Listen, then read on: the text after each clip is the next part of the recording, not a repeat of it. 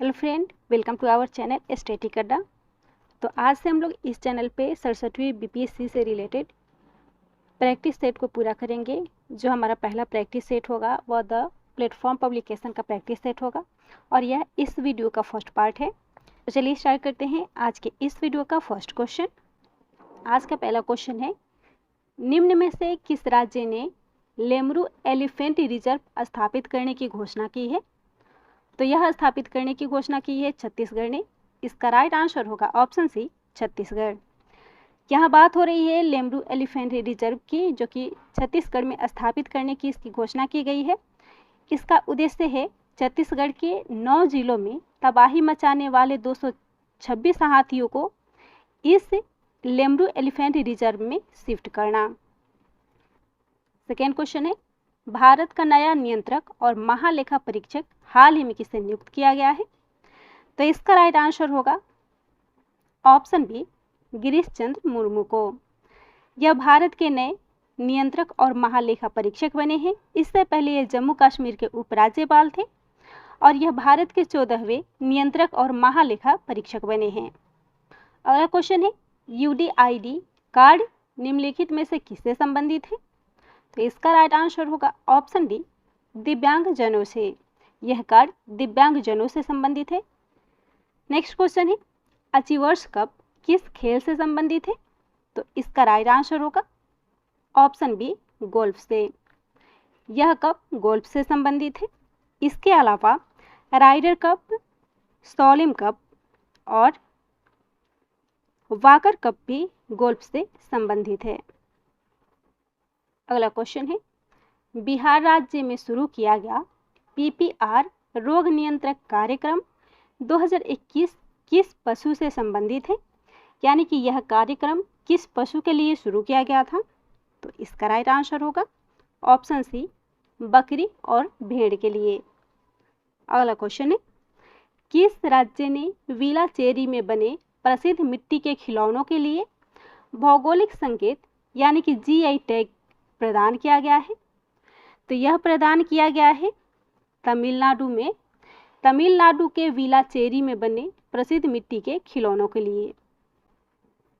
अगला क्वेश्चन है, हाल ही में जारी क्यूएस विश्वविद्यालय रैंकिंग 2021 में शीर्ष स्थान पर कौन रहा है? तो इस रैंकिंग में शीर्ष स्थान मिला है MIT इंस्टीट्यूट को, यानी कि मैसाचुसेट्स इंस्टीट्यूट ऑफ टेक्नोलॉजी को, जो कि यूएसए का है। तो इसका राइट आंसर होगा ऑप्शन डी, MIT।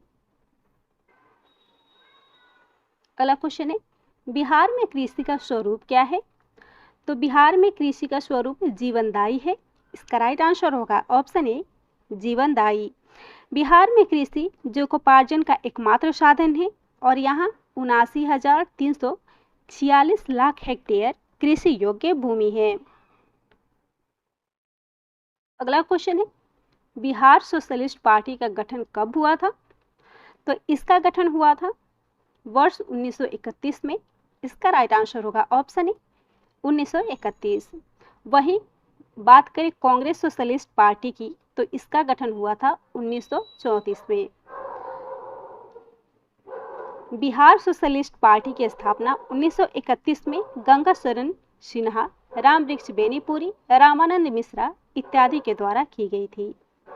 अगला क्वेश्चन है, कहाँ की सरकार ने डिजिटल शिक्षा को बढ़ावा देने के लिए न्यू टैब योजना की शुरुआत की है? तो यह शुरुआत की है लद्दाख की सरकार ने। इसका राइट आंसर होगा ऑप्शन बी, लद्दाख। अगला क्वेश्चन है, वैश्विक ऊष्मन निम्न में से किसके उत्सर्जन के कारण होता है? तो इसका राइट आंसर होगा ऑप्शन है, कार्बन डाइऑक्साइड के उत्सर्जन के कारण वैश्विक ऊष्मन यानी कि ग्लोबल वार्मिंग होती है। इसमें कार्बन डाइऑक्साइड के अलावा मीथेन, नाइट्रस ऑक्साइड, ओजोन और क्लोरोफ्लोरोकार्बन भी शामिल रहता है, लेकिन इसका मुख्य घटक कार्बन डाइऑक्साइड होता है।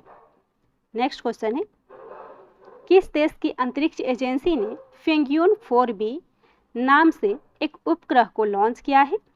तो इस उपग्रह को लॉन्च किया है चीन ने। इसका राइट आंसर होगा ऑप्शन ए, चीन।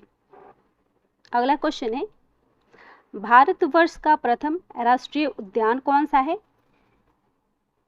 तो इसका राइट आंसर होगा ऑप्शन ए जिम कॉर्बेट राष्ट्रीय उद्यान।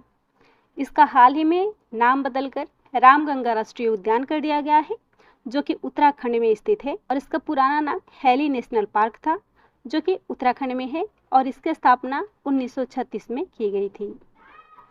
अगला क्वेश्चन है, निम्नलिखित में से कौन सा एक ऊर्जा का नवीकरणीय स्रोत है?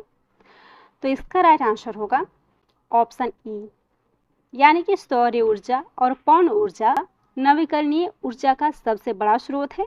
तो इसका राइट आंसर होगा ऑप्शन ई, ए और बी दोनों। अगला क्वेश्चन, हाल ही में जदयू में किस राजनीतिक दल का विलय किया गया है? तो इसका राइट आंसर होगा ऑप्शन बी, रालोसपा का। अगला क्वेश्चन है, भारत के किस महानगर में वार्षिक प्रति व्यक्ति सर्वाधिक ठोस अपशिष्ट उत्पन्न होता है? तो इसका राइट आंसर होगा ऑप्शन बी, दिल्ली में।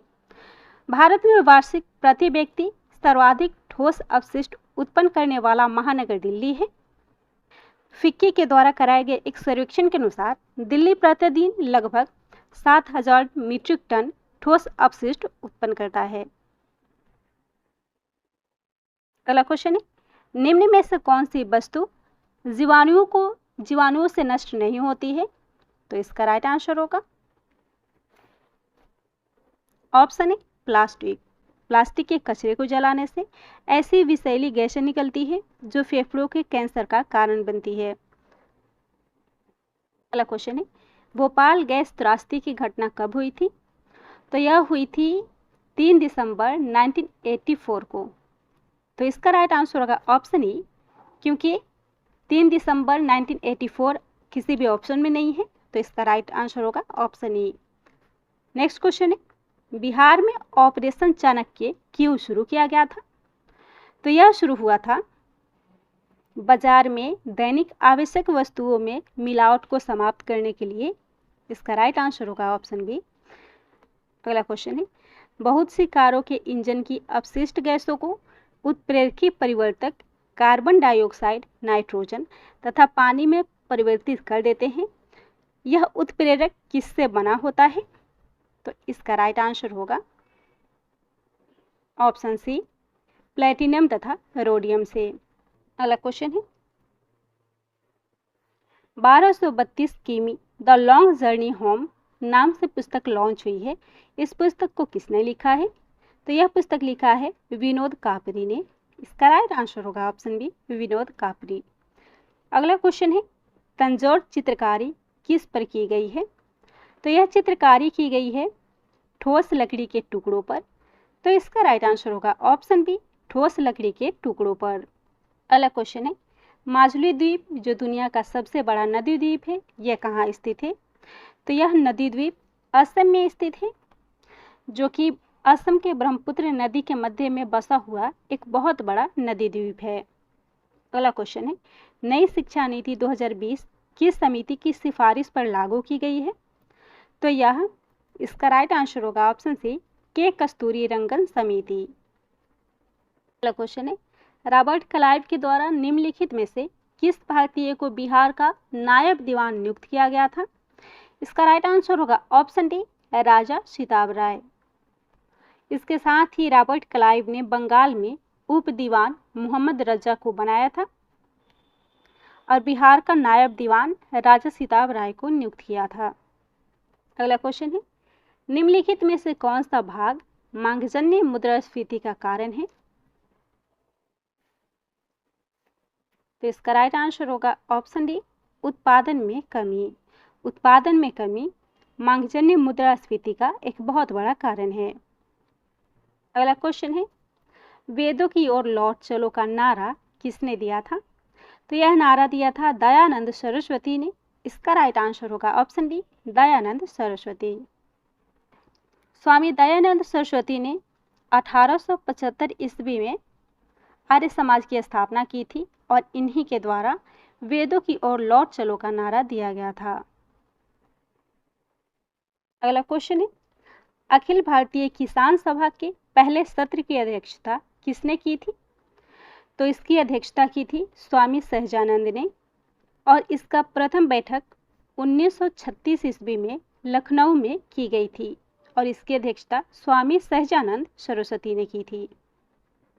इसके अलावा इन्होंने 1928 में प्रांतीय किसान सभा की, जबकि 1929 में बिहार में किसान सभा की स्थापना की थी। अगला क्वेश्चन है, दामिनी कोह का संबंध निम्नलिखित में से किससे था? तो इसका राइट आंसर होगा ऑप्शन बी, संथाल परगना से। जमीन के बड़े भाग को दामिन ए कोह के रूप में सीमांकित किया गया था, तो इसका राइट आंसर होगा ऑप्शन बी, संथाल परगना। अगला क्वेश्चन है, भारतीय संविधान में 9वीं अनुसूची कब जोड़ी गई थी? तो यह जोड़ी गई थी पहले संशोधन में। इसका राइट आंसर होगा ऑप्शन ए, पहला संशोधन। और पहला संशोधन हुआ था 1991 में। अगला क्वेश्चन है, 1 मेगाबाइट कितने के बराबर होता है? तो इसका राइट आंसर होगा ऑप्शन सी, 1024 किलोबाइट के। अगला क्वेश्चन है, निम्नलिखित में से किस राजा के सिक्कों पर जहाज का चित्र अंकित किया गया था? इसका राइट आंसर होगा ऑप्शन डी, यज्ञश्री शतकर्णी। शतकर्णी के सिक्कों पर जहाज का चित्र अंकित था। इसका राइट आंसर होगा ऑप्शन डी। भारतीय संविधान में कितने मूल कर्तव्य दिए गए हैं? तो इसका राइट आंसर होगा ऑप्शन सी, 11। वर्तमान में 11 मूल कर्तव्य हैं। सरदार स्वर्ण सिंह समिति की अनुशंसा पर 42वें संविधान संशोधन 1976 में भाग 4 क और अनुच्छेद 51 क के तहत 10 मूल कर्तव्यों को जोड़ा गया और 2002 में 86वें संविधान संशोधन के द्वारा पुनः एक और जोड़ा गया और वर्तमान में 11 हैं, हमारे संविधान में रूस से लिए गए हैं। नेक्स्ट क्वेश्चन है, सूची 1 को सूची 2 से सुमेलित कीजिए। तो पहला है बॉक्साइट जो कि एल्यूमिनियम का अयस्क है। दूसरा है हेमेटाइट जो कि लोहा का है। तीसरा मेल्काइट जो कि तांबा का है और पीच प्लेट यूरेनियम का है। तो इसका राइट आंसर होगा 2, 3, 4, 1। तो यहाँ ऑप्शन में दिया हुआ है ऑप्शन बी, 2, 3, 4, 1। राइट आंसर होगा ऑप्शन बी। अगला क्वेश्चन है, राष्ट्रीय पुलिस एकेडमी कहाँ पे स्थापित है? तो इसका राइट आंसर होगा ऑप्शन डी, हैदराबाद। राष्ट्रीय पुलिस एकेडमी हैदराबाद में स्थित है। अगला क्वेश्चन है, चंद्रशेखर आजाद मुठभेड़ में कहाँ शहीद हुए थे? तो यह इलाहाबाद पार्क में शहीद हुए थे। इसका राइट आंसर होगा ऑप्शन ए, इलाहाबाद। इलाहाबाद के अल्फ्रेड पार्क में उन्होंने अंतिम गोली स्वयं को मारकर आत्महत्या कर ली थी। अगला क्वेश्चन है, गरीबी हटाओ का नारा किस पंचवर्षीय योजना काल में दिया गया था? तो यह दिया गया था 5वीं पंचवर्षीय योजना में, जो कि 1974 से 1978 तक था इसका काल। तो इसका राइट आंसर होगा ऑप्शन सी, 5वीं पंचवर्षीय योजना। अगला क्वेश्चन है, निम्न युग्मों को सुमेलित कीजिए। पहला है नौलखा मंदिर जो कि बेगूसराय में स्थित है। शेर शाह का मकबरा सासाराम में। शाही मस्जिद हाजीपुर में और शाह दौलत का मकबरा मनेर में। तो इसका राइट आंसर होगा 2, 1, 4, 3। इसका राइट आंसर होगा ऑप्शन सी, 2, 1, 4 और 3। अगला क्वेश्चन है, रामायण में मांडवी किसकी पत्नी थी? तो यह भरत की पत्नी थी। इसका राइट आंसर होगा ऑप्शन डी, भरत। अगला क्वेश्चन है, निम्नलिखित में से कौन सुमेलित है? तो यहाँ फर्स्ट ऑप्शन है पशु मेला सोनपुर। सेकेंड है सौराष्ट्र मेला मधुबनी। विवाह पंचमी मेला सीतामढ़ी और बुद्ध पूर्णिमा बोधगया। इसका राइट आंसर होगा ऑप्शन ई, उपरोक्त में से सभी सुमेलित है। तो इसका राइट आंसर होगा ऑप्शन ई। अगला क्वेश्चन है, इनमें से कौन सी टिप्पणी प्राकृतिक वनस्पति की जाति और प्राणी जाति ह्रास का प्रमुख कारण है? तो इसका राइट आंसर होगा ऑप्शन ई। इसमें से एक से अधिक जो ऑप्शन है वो प्राकृतिक वनस्पति जाति और प्राणी जाति के ह्रास का प्रमुख कारण है। अगला क्वेश्चन है, रिंगेलमैन स्केल का प्रयोग निम्नलिखित में से किसके घनत्व के मापन के लिए किया जाता है? तो इसको किया जाता है धुआं के मापन के लिए। इसका राइट आंसर होगा ऑप्शन सी, रिंगेलमैन स्केल का प्रयोग धुआं मापन के लिए किया जाता है।